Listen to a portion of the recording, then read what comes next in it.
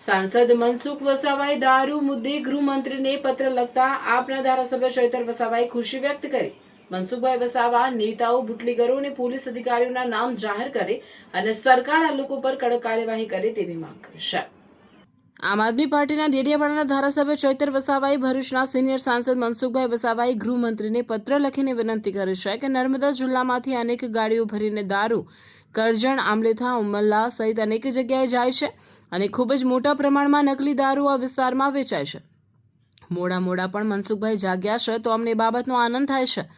અમે અનેકવાર નર્મદા, ભરૂચ, છોટાઉદેપુર, દાહોદમાં દારૂની ગાડીના પેટ્રોલિંગ કરતા પોલીસ અધિકારીઓના વિડીયો અને દારૂના અડ્ડા પર દર મહિને હપ્તા લેવા જતા પોલીસ અધિકારીઓના સીસીટીવી ફૂટેજ પણ સરકારને આપ્યા છે, પણ સરકારે પોલીસ અધિકારીઓને બુટલેગર ઉપર કોઈ પણ જાતની કાર્યવાહી કરી નથી। મનસુખભાઈ વસાવાનું કહેવું છે કે કેટલાક રાજકીય નેતાઓ, બુટલેગરો અને પોલીસ અધિકારીઓ સાથે મળીને આ પ્રકારની આખી પ્રવૃત્તિ ચાલે છે। સૌથી પહેલા તો જો આ નેતાઓના નામ, બુટલેગરો અને પોલીસ અધિકારીઓના નામ મનસુખભાઈ પાસે હોય તો તેઓ નામ જાહેર કરે।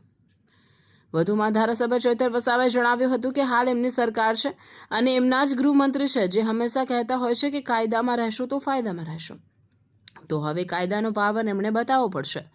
કોઈ ચમરબંધીને છોડવામાં આવશે નહીં એવી વાતો કરવામાં આવી હતી, તો હવે મનસુખભાઈ જેમના નામ આપે એ લોકો પર કાર્યવાહી કરવામાં આવે એવી અમારી પ્રબળ માંગ છે। સાથે સાથે હું મનસુખભાઈ વસાવાને એ પણ યાદ અપાવી દઉં કે હમણાં જે ચૂંટણી હતી એમાં ભાજપના નેતાઓ દ્વારા બુટલેગરોને કહેવામાં આવ્યું હતું કે તમે ખુલ્લામાં ધંધો કરજો અને અમે તમને ધંધો કરવા દઈશું, તમે ફક્ત અમારા ઉમેદવારોને જીતાડજો અને સમયસર ભરણ કમલમ સુધી પહોંચી જાય, એવું ભાજપના અહીંયાના નેતાઓએ બુટલેગરોને કહ્યું હતું। તો હવે અમારી અને ગુજરાતની જનતાની લાગણી અને માંગણી છે કે મનસુખભાઈ વસાવા તમામ નેતાઓ, બુટલેગરો અને પોલીસ અધિકારીઓના નામ જાહેર કરે અને સરકાર તાત્કાલિક ધોરણે આ તમામ લોકો પર કડક કાર્યવાહી કરે। ભાજપ સરકારના ગૃહમંત્રી હર્ષભાઈ સંઘવીને એક પત્ર લખીને વિનંતી કરવામાં આવી છે કે નર્મદા જિલ્લામાંથી અનેક ગાડીઓ ભરીને દારૂ કરજણ, આમલેથા, ઉમલ્લા, રાજપાયડી, સિનોરમાં આવે છે અને પુષ્કળ પ્રમાણમાં નકલી દારૂ આ વિસ્તારમાં વેચાય છે।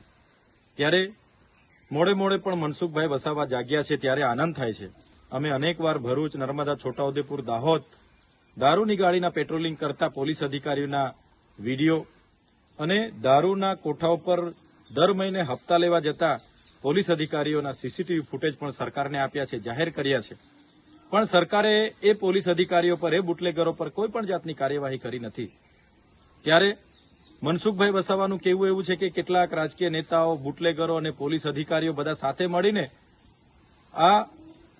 આ પ્રકારની આખી પ્રવૃત્તિ ચલાવે છે। ત્યારે પહેલા તો મનસુખભાઈ એ રાજકીય નેતાઓના નામ એમની પાસે હોય તો જાહેર કરે, બુટલેગરોના નામ જાહેર કરે, પોલીસ અધિકારીઓના નામ જાહેર કરે અને એમની જ સરકાર છે, એમના જ ગૃહમંત્રી છે જેઓ હર હંમેશ કહેતા હોય છે કે કાયદામાં રહેશો તો ફાયદામાં રહેશો।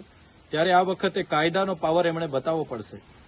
કોઈ પણ ચમરબંધીને છોડવામાં ન આવે એવી મોટી એ લોકો ફાંકાઓ, ગુલાંગો ફૂકે છે। ત્યારે આ વખતે ચમરબંધીઓના નામ મનસુખભાઈ આપે છે એમના પર કાર્યવાહી કરે એવી અમારી પ્રબળ માંગ છે।